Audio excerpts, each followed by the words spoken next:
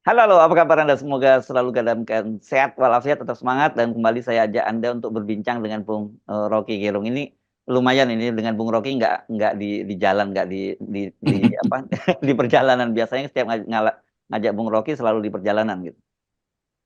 Ya, saya menuju Blora karena Oh, saya diundang oleh masyarakat Samin untuk aha. kasih semacam pengantar-pengantar kebudayaan. Hmm. Kenapa keadaan jadi semacam ini? Dan kita tahu bahwa komunitas Samin ini seolah-olah dianggap kurang berpendidikan. Padahal sebetulnya ada yang disebut kecerdasan Hmm. komunitas Samin, Hmm. yaitu berupaya untuk mengendapkan banyak hal dan Hmm. direnungkan itu sebagai bagian dari perjalanan alam semesta. Jadi saya senang karena diundang oleh Gun Retno, seorang yang mengasuh masalah-masalah lingkungan di Jawa Tengah. Oh, oke, oke. Anda jadi mau ketemu dengan masyarakat Samin ya. Kelihatannya kita melawan Pak Jokowi ini kalau macam-macam cara udah nggak bisa, kita perlu meniru cara masyarakat Samin ini dulu ketika melawan penjajahan Belanda dan juga para penguasa yang lalim gitu ya. Ya, kita ingat itu posisi diam, posisi seolah-olah kalau pakai istilah sekarang seolah-olah dungu. Padahal itu ada kecerdasan lokal dari masyarakat Samin untuk mengatakan bahwa kami tidak ingin memakai grammar penjajah itu. Jadi menolak tata bahasa penjajah termasuk bahasa sebetulnya Hmm. dan culture itu, maka mereka kembali pada semacam atavisme itu, semacam sikap otentik untuk mengolah kebudayaan berdasarkan nilai-nilai mereka sendiri. Dan bagian ini yang sebetulnya jadi kemewahan juga atau kekayaan peradaban kita tuh. Tapi seringkali peradaban yang diasuh dengan local wisdom ini justru dihalangi untuk tumbuh akibat aktivitas kekuasaan dan modal bermodal besar. Ya, ya, ya, ya. Dan, memang banyak ya investor masuk ke wilayah itu yang kemudian juga membuat masyarakat Samin ini harus berhadapan-hadapan dengan mereka begitu ya. Ya, indigionisasi yang gagal karena seharusnya kita memelihara lingkungan itu, tapi kemudian dirusak. Ada soal kendeng, soal Ya. terutama wadas dan tersisi oleh monetisasi itu. Dan sangat mungkin BLT bahkan ada di depan rumah-rumah masyarakat Samin. Tapi saya kira mereka tetap akan memelihara semacam kearifan lokal dan berupaya untuk bertahan dari kepungan arogansi kekuasaan dan arogansi modal. Oke, menarik. Kita tunggu cerita-cerita Anda setelah bertemu dengan ya, masyarakat Samin ya. Nanti ini kan mereka Anda bisa bisa bahasa Jawa nih, Bung Rocky ngomongnya. Eh? ora ora pat ora patenin. Ora patia iso, Oke. ora patia iso, nggak berapa bisa begitu ya.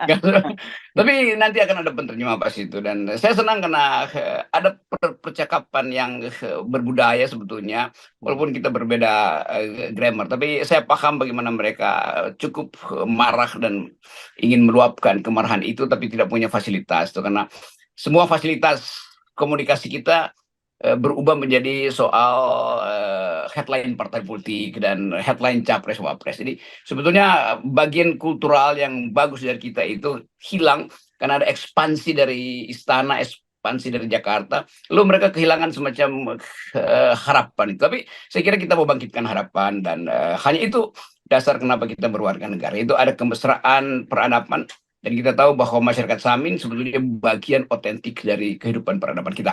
Oke. Nah, sekarang kita balik lagi ke realitas Jakarta ya, Bung Rocky ya. Oke.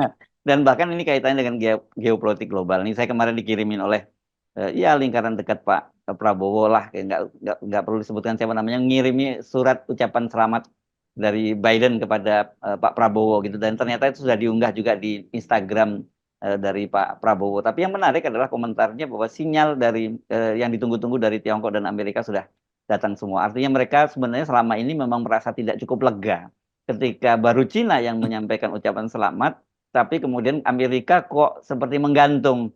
Dan kita tahu waktu itu kita bicara pasti pada pada waktunya nanti akan sampaikan itu ketika sudah dealnya jelas begitu ya. Kalau kita baca suratnya kan clear gitu ya. Biden mengucapkan selamat, tetapi juga tetap mengingatkan bagaimana soal Indo-Pasifik begitu. Jadi kan ini dua hal yang berbeda dengan Cina, Bung Rocky.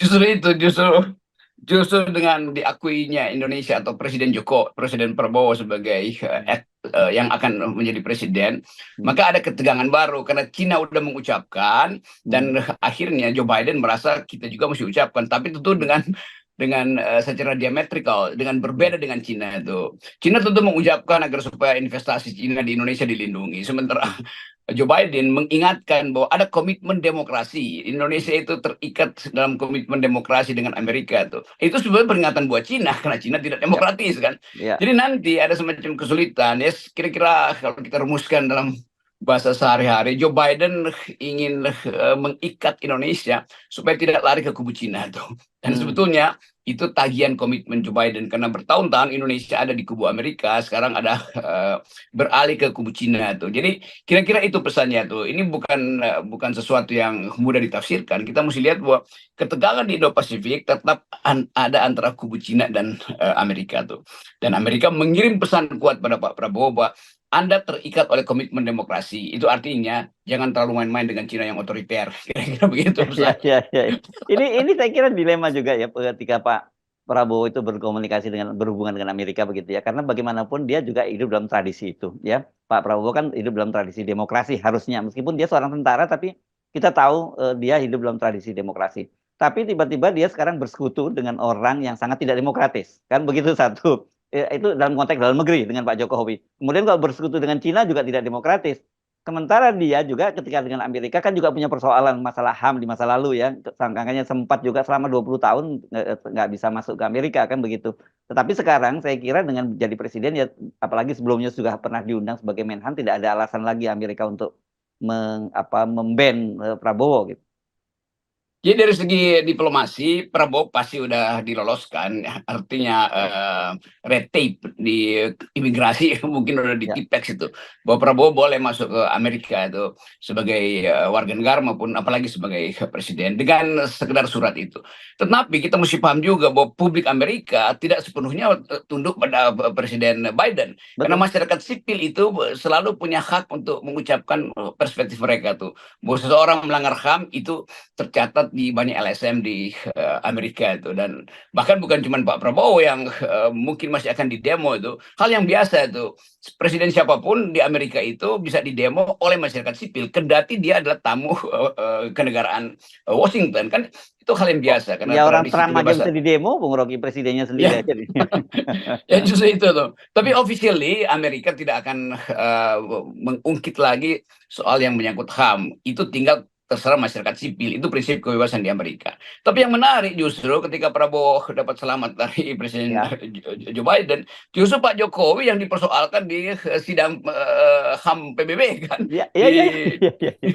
bahwa Jokowi melanggar hak asasi manusia ketika jadi presiden yang melibatkan proses pengaturan hasil pemilu, kira-kira itu. Jadi Ya, kita ya. lihat bagaimana kontradiksi di luar negeri, seseorang yang masih presiden justru dianggap melanggar HAM, itu Pak Jokowi, dan Pak Prabowo yang akan melangkah masuk istana justru sudah diizinkan atau diberi ucapan selamat oleh Amerika yang selalu mewatch soal HAM-nya Prabowo tuh. Ya, dan saya kira kan seperti yang kita selalu dorong, mesti Pak Prabowo harus mulai dari sekarang membuat semacam apa ya, disasosiasi lah gitu dengan Pak Jokowi ya. Karena kalau dia masih asosiasinya kuat dengan Pak Jokowi, ini akan berat. Jadi benar-benar sekarang ini kalau toh nantinya Pak Prabowo itu dilantik menjadi presiden pada tanggal 20 Oktober nanti, dan apalagi Amerika dan Cina sekarang sudah memberikan pengakuan, itu tetap ada liabilitas ya dari Jokowi. Dan kalau toh kemudian Jokowi tidak cawe-cawe tapi ada Gibran pun, itu akan tetap jadi liabilitas gitu ya. Itu yang jadi perbincangan publik pengamat HAM di dunia, terutama kalau saya monitor di Ya, banyak komunitas, bahwa Jokowi justru yang bisa dipersoalkan hak asasi manusianya, pelanggaran ya. HAM-nya itu. Ya, Karena bagaimanapun ini Komisi HAM PBB itu dicatat di dalam sejarah, sponsor Amerika kuat sekali itu. Dana-dana hmm, Amerika untuk human rights sejak zaman Bill Clinton itu besar sekali itu. hmm, Jadi kalau nama Jokowi disebut di dunia internasional sebagai pelanggaran HAM, khususnya soal pemilu, itu akan diingat oleh komunitas jaringan HAM sedunia tuh. Jadi hmm. konyolnya itu yang terjadi, justru Pak Prabowo akan melenggang ke kursi presiden, dan kalau misalnya ada semacam seminar lalu Prabowo ada dan publik internasional akan tanya bagaimana status Pak Jokowi, Pak Prabowo sebagai Hmm, pelanggar HAM. hmm. Jadi kita lihat bagaimana sejarah itu selalu menimbulkan efek apa namanya ini, backfire effect gitu. Orang akan lihat bahwa Indonesia sudah menyelesaikan pemilunya dengan damai tentram, dan itu versi Joe Biden. Tetapi Joe Biden juga mengutus secara diam-diam opini publik yang mempersoalkan hasil pemilu itu dengan tuduhan kecurangan pada Jokowi, bukan pada Prabowo justru kan. Ya, Jadi ya. kita melihat itu sebagai ketegangan yang udah pernah kita analisis bahwa satu waktu akan ada crossfire, akan ada perselisihan politik antara Prabowo dan Jokowi, itu bakal terjadi itu. Dan itu sebetulnya akan membuat kita menghidupkan kembali dinamika politik, bahwa Pak Jokowi kendati masih berupaya untuk menguasai kekuasaan lewat teori yang terakhir adalah jadi semacam tokoh dari satu barisan koalisi besar, padahal dia sekarang menghadapi problem dengan hak asasi manusia di dunia internasional. Nah, itu masalah yang rumit nanti untuk diselesaikan oleh Prabowo. Ya, ya. Dan saya kira ini bukan main-main ya, karena ini di sidang HAM PBB di Geneva ya, berlangsung begitu, dan orang kemudian banyak yang menyayangkan mengapa pertanyaan itu tidak dijawab oleh delegasi Indonesia begitu ya. Saya sih tadinya mungkin dia nggak jawab, memang itu sulit. Yang kedua, jangan-jangan Deplu juga sudah mulai kan, itu kan cerita presiden yang lalu, kan gua bukan bagian dari presiden yang lalu juga gitu. Jadi diplomat Indonesia selalu begitu masuk sidang PBB itu, apalagi zaman Orde Baru, itu udah dak dikduk sebetulnya tuh. Kita tahu teman-teman kita yang selalu kita utus ke PBB itu pulang dengan cerita yang sama, bahwa delegasi LSM justru dipercaya oleh publik internasional ketimbang delegasi resmi dari negara kan, yang diwakili oleh Kementerian Luar Negeri. Jadi ini juga masalah, tidak menjawab artinya memang ada persoalan kan.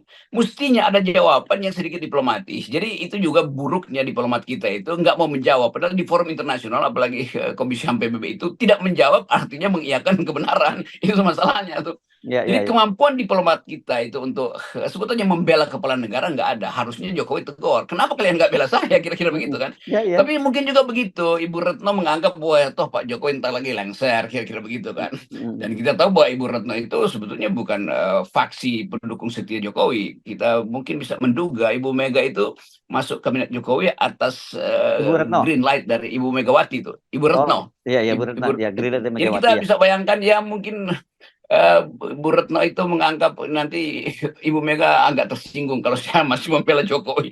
Kita cuma menduga-duga itu, karena di Indonesia relasi politik itu selalu terkait dengan relasi patron klien itu, dan kira-kira Megawati adalah patronnya Ibu Retno secara ideologis itu. Ya, tapi begini ya, Bung Rocky, saya bayangkan Pak Jokowi nanti setelah dia tidak jadi presiden, kan dia juga bukan orang yang akan mundar-mandir di komunitas internasional seperti katakanlah seperti Pak SBY begitu ya. Ini kan tipikal orang yang inward looking gitu, yang dan katakanlah juga saya nggak yakin juga ada lembaga internasional yang mengundang Pak Jokowi gitu bicara tentang demokrasi Indonesia. Tapi Gibran, katakanlah kalau Gibran yang jadi presiden, kan tidak bisa terhindarkan, dia akan juga pasti suatu saat juga akan melakukan kunjungan ke luar negeri.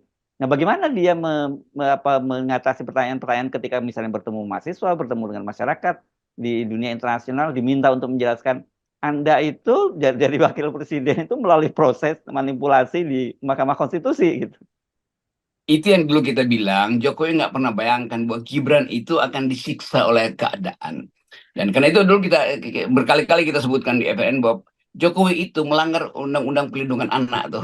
Karena Gibran ini serius nih. Karena Gibran dipaksa untuk duel argumen dengan masyarakat sipil internasional tuh. Kalau masyarakat sipil dalam negeri mungkin ya Gibran masih bisa dibela-bela sedikit oleh PSI misalnya tuh. Tetapi begitu dia beredar di publik internasional, dia akan jadi bulan-bulanan tuh. Dan itu nggak akan ada ampun kalau jurnalisme mengejek Indonesia melalui penampilan Gibran tuh. Apalagi kalau diingatkan, Anda sebetulnya dengan bapakmu sama aja tuh kan, buta huruf terhadap politik internasional. Kan itu menyakitkan kita kan. Walaupun kita tahu ada proses yang buruk, tetapi ya sedikit banyak orang akan anggap bahwa Jokowi buta huruf terhadap diplomasi dunia, apalagi anaknya tuh, yang memang tidak disiapkan dengan baik. Itu yang kita duga dari awal, bahwa Jokowi tidak memprediksi bahwa Gibran itu disodorkan dalam permainan politik yang bakal berat. Tapi ya udah, itu udah terjadi tuh. Nah ini sekali lagi bukan kita mengabaikan kemampuan Gibran atau Jokowi, tapi secara faktual Jokowi memang tidak dianggap di fora internasional karena tidak mampu berdiplomasi, tidak mampu membuat kalimat-kalimat yang seringkali kita sebut bifurkasi itu. Kan kalimat diplomasi mesti bifurkasi kan, mendua tetapi ada arah, kira-kira begitu poin itu.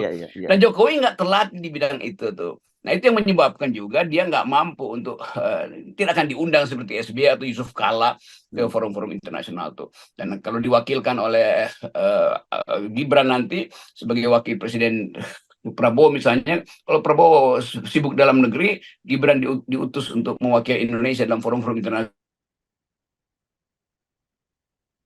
Ternyata itu 11-12 dengan bapaknya. Iya, iya. Tetapi gini, Bung Rocky, saya dengar banyak teman-teman yang ngomongkan, oke, kita bisa mudah dengan menjawab itu. He is not my vice president, kata dia. Begitu jawabnya. Tapi nggak bisa begitu, tetap saja Gibran itu nanti ketika dia pergi ke luar negeri, ketika dia jadi wakil presiden, dia adalah wajah Indonesia.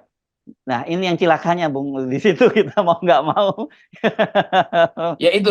Jadi soal penting itu, apapun Gibran itu akan mewakili IQ nasional, akan mewakili kapasitas retorik internasional. Dan kita tahu bagaimana pendiri bangsa kita, Bung Karno itu sangat tajam logikanya, retorikanya bagus. Haji Agus Salim, Muhammad Nasir, Sultan Syahrir, semua itu, sampai Gus Dur, bahkan sampai Pak Harto mampu untuk tampil di sidang PBB, mengucapkan prestasi Indonesia di bidang pertanian misalnya, dapat award dari PBB, masuk lagi pada Gus Dur, SB segala macam. Jadi memang profil Pak Jokowi itu memang membuat kita merosot di tingkat internasional kan.